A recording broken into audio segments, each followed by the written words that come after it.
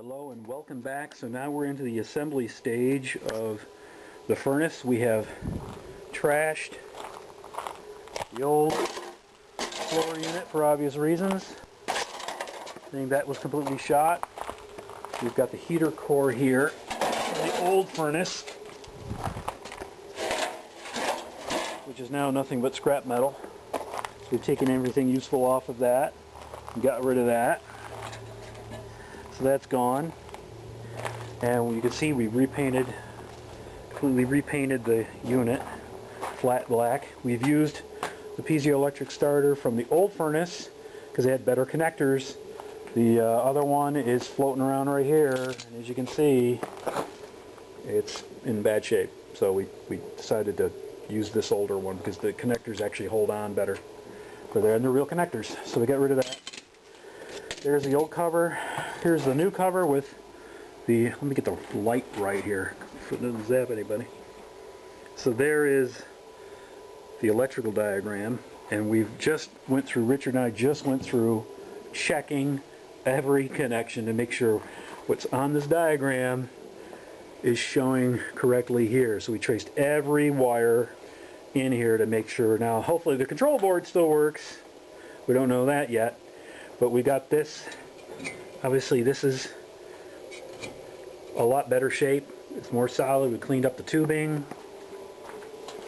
Found it with a couple of extra wires, not really, but just from the wiring, the splicing, the way the old unit was with the new one, we took some of that apart and made sure it was wired correctly.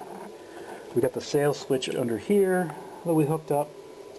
So it looks like everything is ready to go. We just need to put this cover plate on. So if we can do that, let's get that going. Let's flip this unit over carefully. Oh, we got to screw that in. Got to screw the burner in. Yep. So let's get the screws on that first. Just make sure we don't have any problems there. Stabilize that connector there. So like I said, we went through this like 3 or 4 times trying to get, now the screws go in through the front, I believe, don't they? No. They go through the back? Yep. How do they go through the back? That's weird. No, they go through the front. You sure? Yeah, because the smaller hole's here. See, it's a larger hole here. Okay. If you put the screw in through the front, it'll actually grab onto the plate in the back. And you'll be able to do that, and it'll be in good shape there. Alright, so we'll get that screwed in, get that lined up. There you go. Get that all anchored down. It's all been secured in the back here. We try to clean up everything we could with high temp gasket sealer, and because this is, the airflow comes in, combustion air comes in here, goes through the tube, hits the burner, and basically heats the furnace up. This is also doubles, is in fact the squirrel cage is over here that blows the warm air around in your RV. So now what we need to do is we need to flip that over. So now that, is it both screws in that or just? There's only one. Well, there's only the one, you're right. Just gently, because we've done a lot of work on this unit so far. Did have to do some adaptation. This thing here, this whole seam was bent over on the original unit over there. And there's a plate on the back side of this that was actually folded flat, that we actually folded at a 90-degree angle. We had to flatten out in order to get it to fit right. So there are a couple little changes. This is 8 years older than the rest of the furnace. So now you might as well, oh, the tapping bits on the screw gun? Or you don't care about hand screwing it? Alright, let's do that. Just make sure you get the right screws, because all the larger screws, because there's some real tiny screws here that don't work. And we're going to have a lot of screws left over from the other furnace, but that's not a bad thing. So we got all this hooked up. Again, we adapted this. We got a couple of wire pinches here. Hold on, let me get, I don't want those pinching during use. I hate to chafe those wires. So everything's good here. We've got all the grounds connected.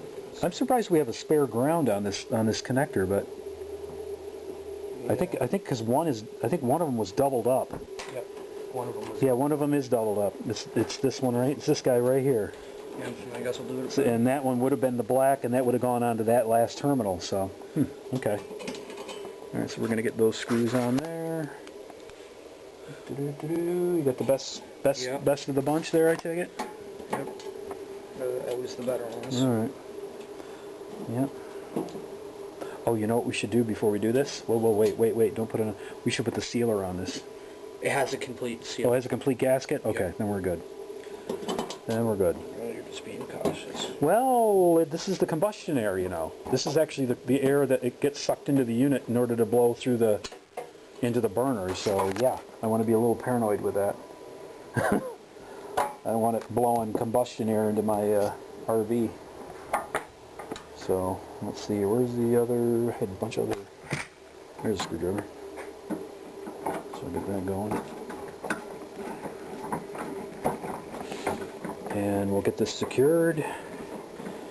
And we should be able, since we're doing this and it's all the, right? I mean, we double and triple checked it, so I'm going to snug these down, but not too snug. I don't know.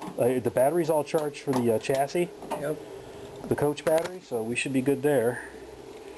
So we should technically be able, once I turn the gas on and hook the gas line up, not necessarily in that order, probably want to hook up the gas line first and then turn it on, then we can fire this baby up and see if she actually starts up. And then, before we're not gonna hook the ductwork up yet. We're gonna blow the ducts out, because we're going to take the shop back and reverse it, and then we're going to blow those ducts out. We're going to take the covers off the ducts, the little vent covers, because who knows I have no idea what's in those. Hopefully not. It's a little scary. Hopefully it's just dust and years of accumulated stuff that's not rodent related. It's not living matter. Yeah, it's not, something won't come walking out of there on its own accord, which would really be crazy. All right, so we're getting these on. I'm going to pause for a minute, and then we'll return to when we actually start putting this in and getting it set up to fire it up. All right, so took a little bit of doing, only because the cabinet is bent in a few places, as you can see here, as it's bending. But I did get the unit back in. We got it massaged, and I gotta, actually you can see here it's kind of crooked. So I got to actually slide it back in position. We got to screw it back down. So we'll do that and get that secured. And I also got to do the little screw that's down here and get that furnace mounted, and so it doesn't move anywhere. And then we're going to fire it up. Stay tuned. Well, we got the fan to work. Not necessarily the heater yet, so we're trying to troubleshoot the heater. But other than that, we did get it to turn on. It is blowing air. And there was some crud inside the thermostat that we cleaned up, and the second they did that, it kicked in. But not really sure about the heat situation, so trying to get that figured out, why the burner's not kicking in. So we're going to hopefully figure that out pretty soon here. Okay folks, right back here, after 2 or 3 unsuccessful tries, and then kind of leaving a little disgruntled about the furnace, I turned the gas on, turned the thermostat on, the fan turned on, and then I heard a little piezoelectric start, and as you can see here, there is a flame.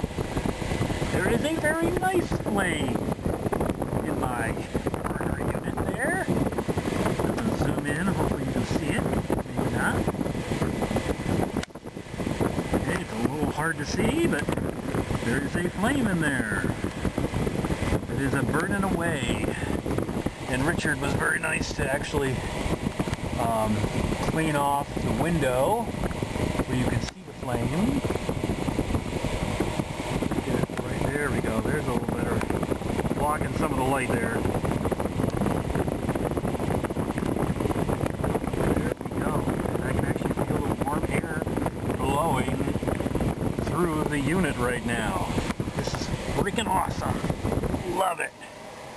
So now the furnace actually works. Alright folks, so we've got haven't blown up the ductwork yet, but we've taken off all the covers. and pulled them out a little bit. We're going to blow air through all of these ducts and get them all cleaned out and get everything cleaned up and nice and clean. Did I mention it was going to be clean? And then we're going to be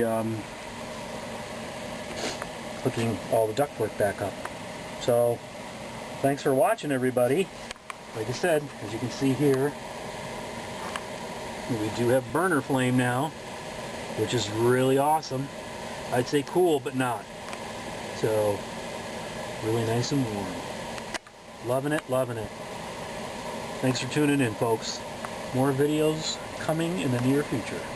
I'm going to start tackling the generator, amongst other little electrical ghosts in the machine with this particular RV. Hopefully get everything straightened out for camping season 2018. Take care and happy camping.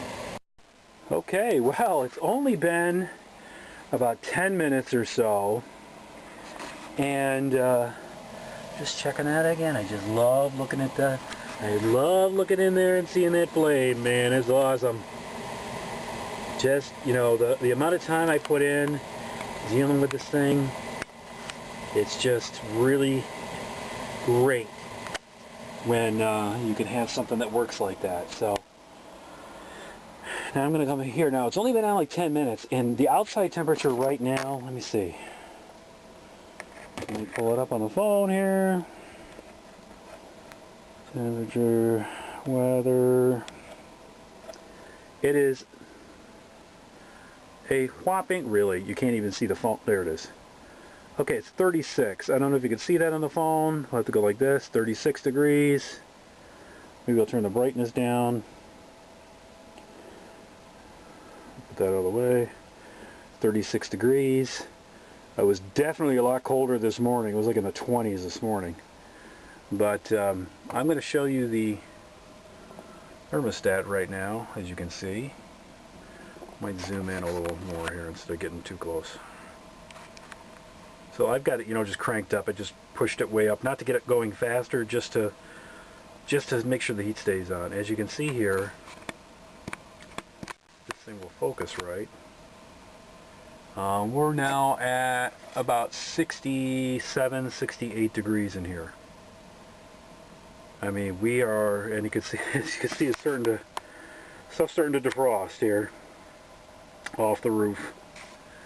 But I've got it set up there, and like I said, it's only been about 10 minutes since I fired her up and she successfully started, so that's really great. It's really terrific. And I'm going to see if I can get this, you know, palace warmed up here. I'm going to check out some of the back areas. I'm going to close that for now, just to get that out of the way. I'm sure it's really cold in the potty still. Although not bad. Although not bad in here. I'm going to leave the door open. It's a little chilly. Ooh, it's kind of messy. Something needs to clean up in here. Do have a new potty though. A new potty and a beautiful hardwood floor. Isn't that wonderful? Always nice to have in a bathroom. And let's see, in the back bedroom area here, it's still not too bad back here temperature wise. Alright, still a little mess there, but we're working on it. We've got all these little shower area. Warm that up a little bit.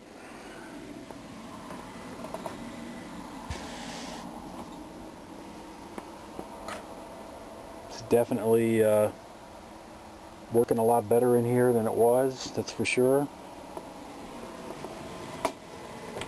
Definitely want to put those fresh air intake system units in here and get this place squared away.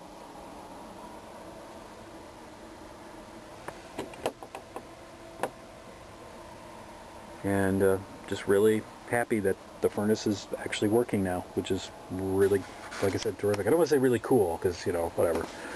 But I am glad it is working. And it's one system that, you know, one of the last ones I've been working on. So, thanks again. Talk to you soon.